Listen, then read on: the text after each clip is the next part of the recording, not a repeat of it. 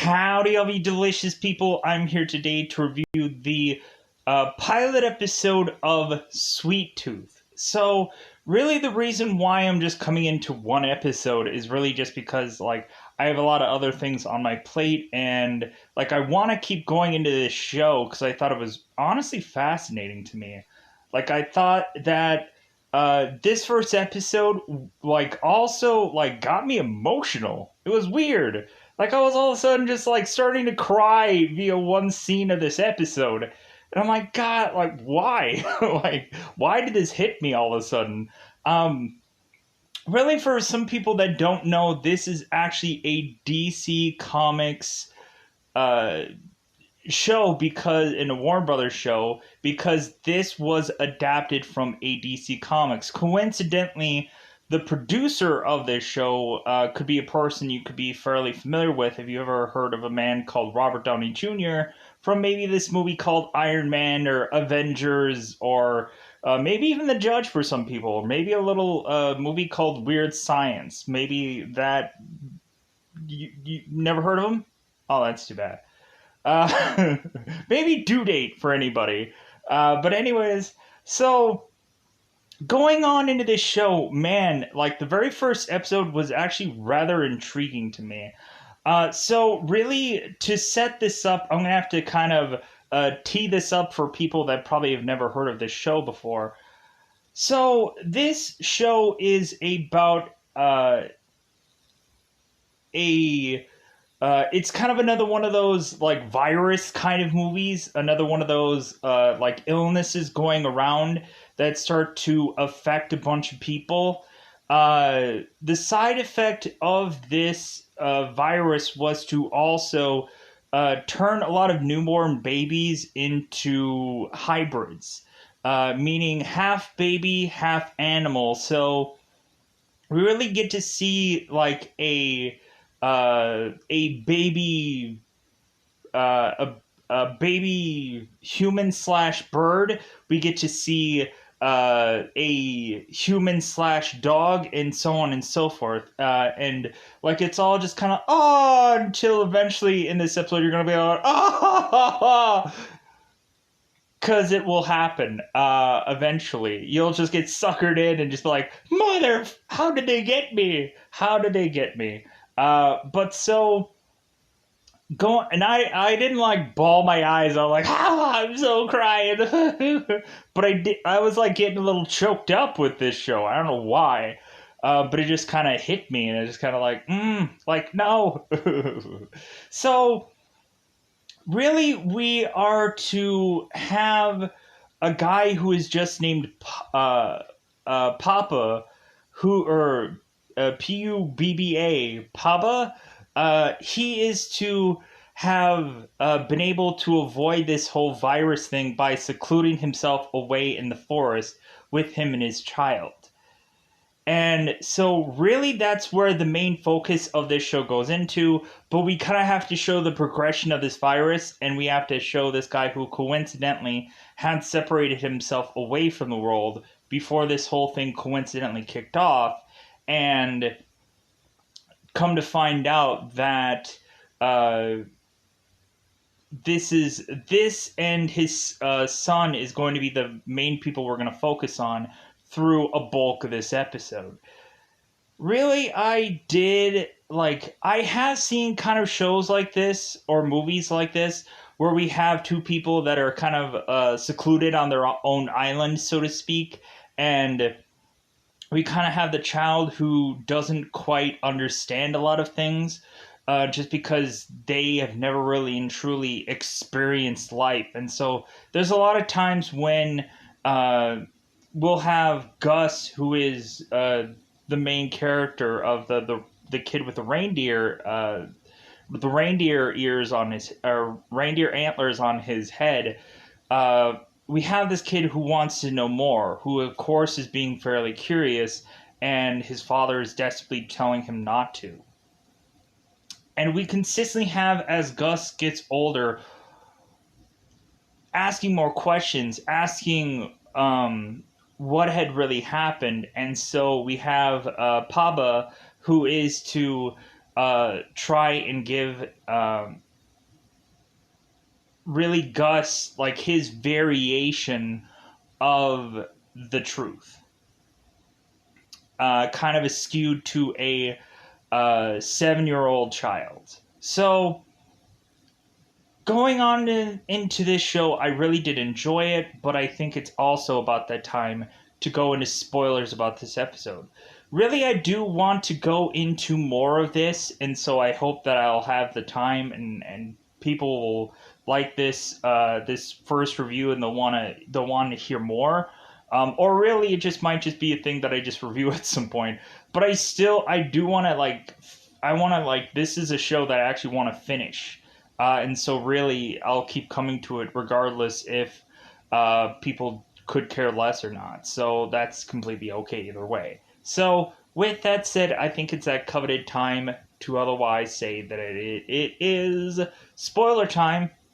Spoiler time. It's about that time I'm going to spoil the show.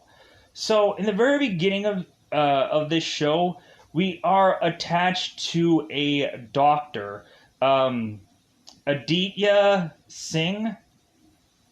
Aditya Singh. Let's say that. So Dr. Singh kind of showcases us that he's like a normal doctor that is kind of going through the normal swing of things, and eventually he is to seek out a patient that is getting a illness that they are kind of unfamiliar with, and so he is to quarantine this person off. And so we have Singh, who is to eventually have one of his family members eventually get this illness as well. And so we have Singh, who is scrambling to take them to the hospital to help them out. And so we have Singh, who is to eventually be in this hospital, and it seems like we are starting to run out of doctors. Plus, really, at some point, we have the world that is basically exploding after this illness. Basically, people are running around like it's a zombie apocalypse, and people are looting, people are rioting, people are doing all kinds of things because people are dying. So we have Singh, who is to get his, I think his wife to the hospital, and so one woman is to ask, like, excuse me, are you a doctor? And Singh is like, well, yes, like, what do you need? And so we have Singh, who is to go to the medical wing to see that every single baby has turned into this hybrid between a human baby and an animal. And so we have this nurse picking up a half dog, half human baby in her arms and just giving it milk. So I'm like, this show tends to be what I would call adorable. And I don't like using that word because, like, to me, like, I don't want to say a show is cute or adorable just because, like, I don't like how it sounds. like to me, I'm like, it's so cute and adorable, but I'm like, yeah, I don't want to say that, but it's true. And that's where it just suckers you in. It's cute and it's adorable, and then makes you cry. That's what happens. So we are to showcase that, and then we are to transition to now a man who is Pubba, because it's Will Forte from The Last Man on Earth, so he'll be perfect for being in this show. We have this guy who is to be secluded into the forest and to have this perfect plan of having this, like, cabin off into nowhere, and he is like really perfectly tailor-making his home for a baby, because we have Pubba, who has perfectly, like, figured out how to makeshift everything for a child. And so we eventually go on to have Pubba, who is going and trying to make books and stories for eventually his son to read. And, like, we have him using all kinds of, like, paints and stuff like that to just kind of, like, draw things for like his son and stuff. And it's such, like, Oh, it's such a heartwarming thing. So we have Pubba, who is eventually going and having Gus's first words be, of course, uh, Dada, and like Pubba's like, yeah, like you said it, buddy. So we push on, and so Gus is to eventually every single birthday, like he is to get some bizarrish makeshift uh, birthday cake. One year I think it was an apple. One year I think it might have been like cookies or like a big cookie or something like that. So as we have Gus get older, Gus is starting to get more and more curious. Gus is to ask uh Pubba, like, hey, like, can you tell me what had happened, like, to the world, like what had happened? And Papa is like, well, like, I'll tell you when you're older. And so, really, I'm like, you know what? Like, you shouldn't have really kept this kid completely in the dark.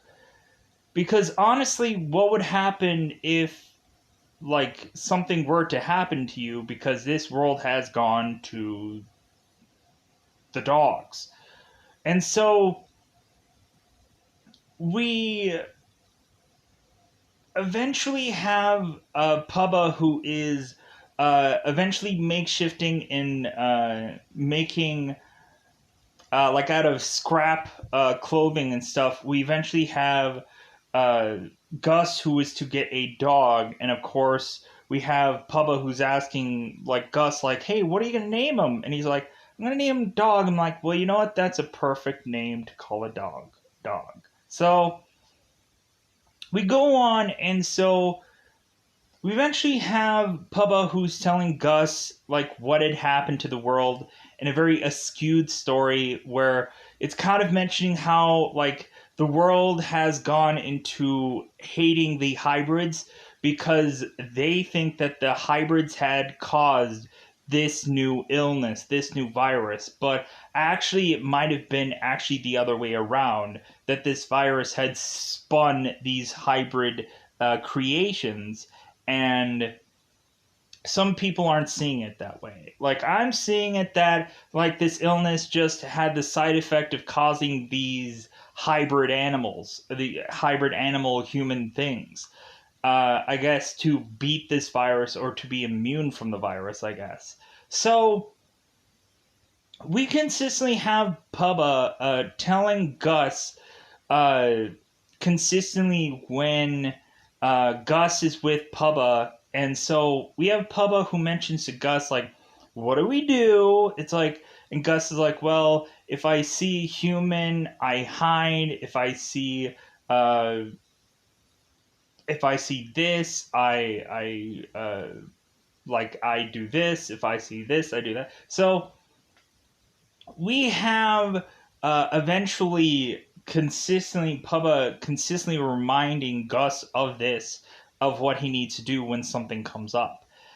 Eventually, we have Pubba seeing a plane fly through the air, and so Pubba is telling Gus to cover his ears because this is going to be a really loud bird.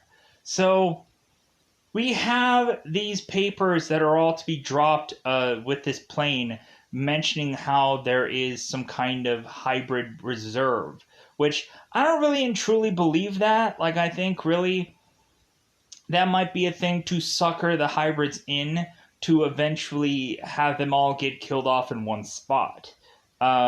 Like, that's what I'm assuming. Like, maybe I'm wrong, but maybe I'm right.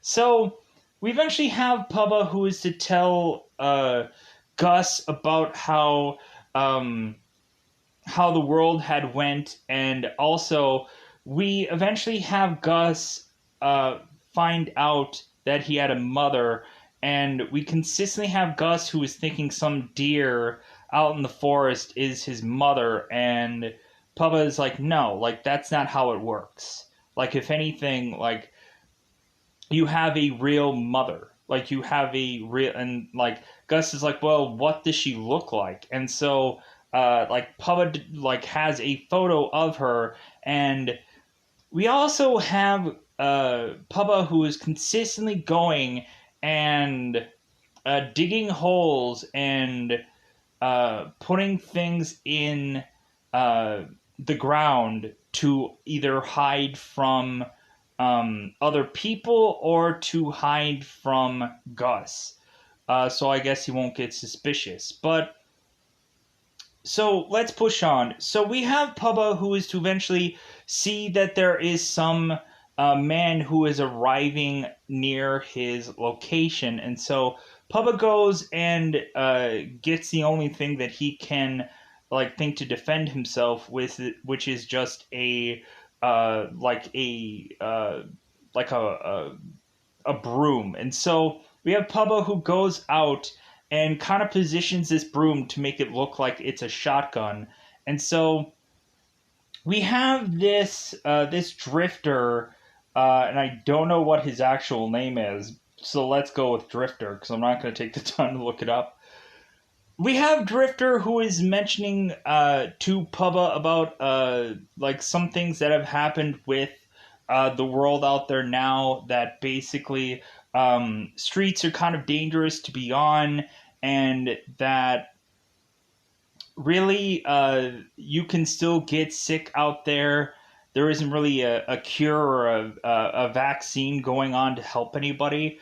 And that also, hybrids are still being hunted and still trying to be taken out.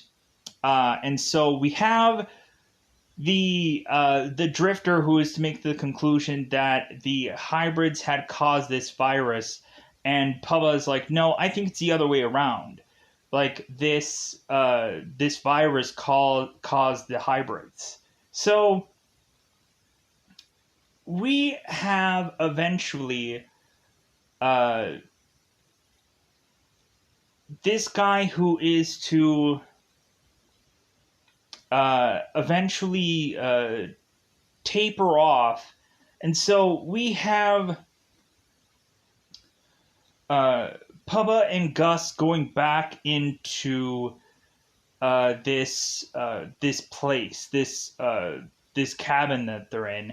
And so we have Pubba who is having Gus hide under these stairs that he had built to open up so he can hide underneath these stairs. And so we have this really this is where it starts to get very emotional for me, when Pubba is talking to Gus and mentioning that hey, you're you are old enough, and you are you aren't you aren't young, you're old enough, and I love you. And he basically tells him all the stuff that he's always ever told him, and he's stay here, and I'm gonna go out and find this guy, hoping that he won't come back to come after us. So we have Pubba who is to go and attach this needle to this stick. And so we have Pubba who is going out into the forest. And so we hear Pubba who is to scream. And so Gus is just kind of staying there and waiting. And so then eventually Gus goes on to eventually get out of the cabin, because he's I've been waiting for a really long time, and so maybe I should just check where my father is. So we eventually have Pubba who ends up coming back, and he kind of drops to his knees, and Gus and Pubba they are to hug it out. And so Pubba mentions is hey, if anything, that Drifter is gone, we'll be fine. But also, here's the thing: we have Pubba who mentions to Gus that his mother is gone.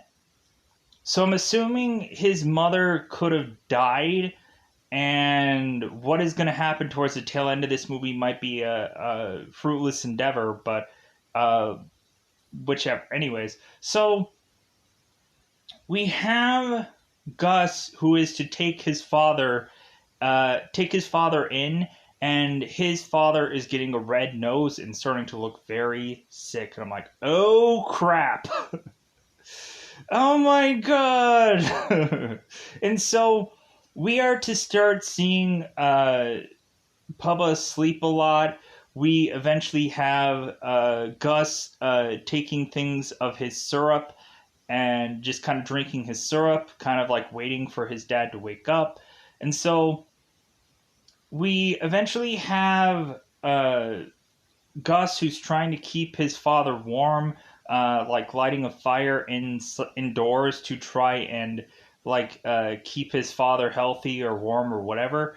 And like he's also putting like the dog by his side. And so we eventually have Pubba, who is uh, going is awake, and so we have Pubba, who is to sit next to Gus, and Pubba is to mention like, well, you know what? Like, I think that we should go and have breakfast. Like, I think we should go and have breakfast. And Gus is like, well, I don't know how to exactly make breakfast. And Pubba's like, well, you've seen me like do it a lot. Like, if anything, like I'll tell you exactly how to do it. Like I'll tell you everything. Like just to double check with you um to be able to do breakfast. Like god dang, even reviewing this, it's getting me freaking emotional. So we have we have Gus, who is going and getting eggs to get ready for breakfast. And so Gus comes back to eventually see that his father has passed away. I'm like, oh my god, that freaking was so, like, it's even getting me choked up now thinking about it. And like, it was so freaking, it was such a sad thing, because you just have to invest in both Pubba and Gus, and it just really just hits you when eventually like that person is just now dead. Sadly. So we push on to have Gus, who is trying to do everything that his father had done, and everything is breaking. Every single thing. We have Pubba, who was to put a drill into a tree to try to get sap, and Gus didn't understand what or how sap like came from a tree, and so uh, Pubba explained it that like how you prick a human and they bleed. Well, once if you prick a tree, it bleeds sap. So it's kind of the same thing. So we have Gus, who's trying to get sap out of a tree, and he breaks the tool to get the sap out of the tree. So he flings the tool in anger, and so we have Gus try to plant uh, his his seed, or he's trying to do some farming, and so we have Gus, who is to need to rip out one of these plants that I guess is dead. So Gus tries to use the thing of scissors to cut this tree, but the scissors breaks. So Gus is just like, God, can anything else go wrong right now? And so we eventually have Gus, who is to accidentally start a fire, and so he just starts chucking a lot of his stuff that he's made while his father was gone. Like Gus even tries to recreate his father out of pieces, and yeah, so we go on and we have Gus, who is putting together little animals and stuff to feel like there are people there. We end up having Gus, who goes and starts with his imagination, start beating up snowmen and say that there were intruders that Gus had to try to beat down to protect his house from and protect Pubba, who is now a a uh, thing that Gus had to recreate into something else from something else. So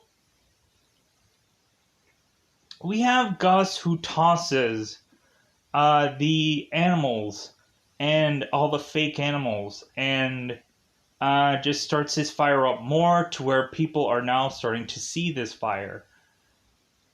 So Gus is starting to realize that this home that he is in is no longer a viable option. That really he is just not really good at any of this stuff. And like really he wasn't, I guess, really prepared for his father leaving. And so Gus wasn't really prepared to take care of any of this stuff that his father had repetitiously done for 9 years. So we have Gus, who is going on uh, to eventually go and try to find all of his father's stuff, even his stuff that was hidden in trees. And so he is to eventually find a picture of his actual mother. And there was a thing on the picture that said Colorado. So we have Gus, who is to go on and see where Colorado is and where he is. And plus, that's where he gets the map of locations of all his father's hidden stuff. So we eventually have Gus deciding that he has this sled of stuff, and so we have Gus, who is taking this big sled of stuff, and he's just going off into the wilderness. So we have Gus, who is just going off into the wilderness, just kind of happy-go-lucky, like hope that everything will be fine. And so we have Gus, who is to go and see that there is some kind of candy bar laying around, and so he kicks it around, trying to figure out what that exactly is, because he's way out of the the zone of where he should not go, because his father always told him to always stay between the fencing of this location, or somebody will come after him. So we have Gus, who is to go off and start to go on to see this candy bar, and so he grabs it, and then all of a sudden he sees another candy bar, but this candy bar has a string on it. And so Gus is starting to follow the string, but then he's starting to realize that this is probably a trap of sorts. And so we have Gus, who is to see a person, and so Gus goes and tries to hide because his father always told him what to do. So we have Gus, who goes and tries to hide, and so we have Gus, who is to hide from this person, but eventually we have another guy scooping up this kid, and now both of these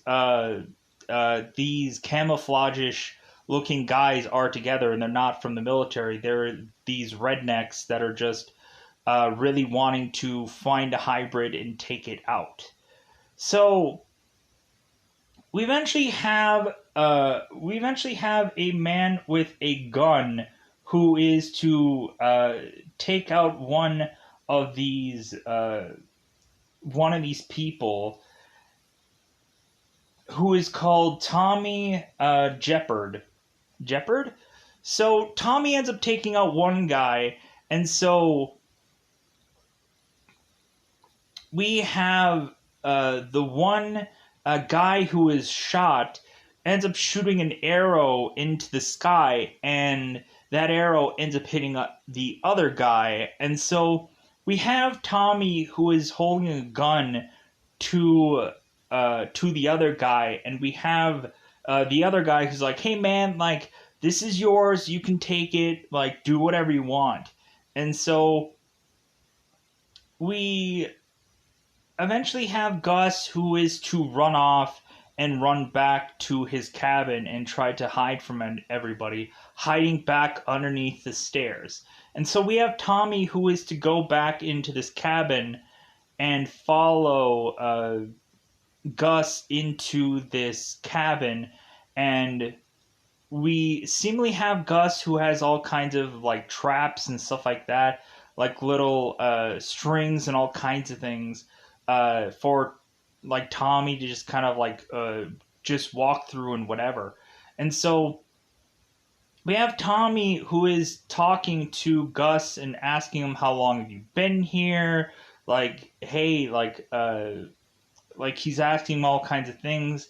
And so we eventually have Tommy, who easily spots where Gus is, that he's underneath the stairs.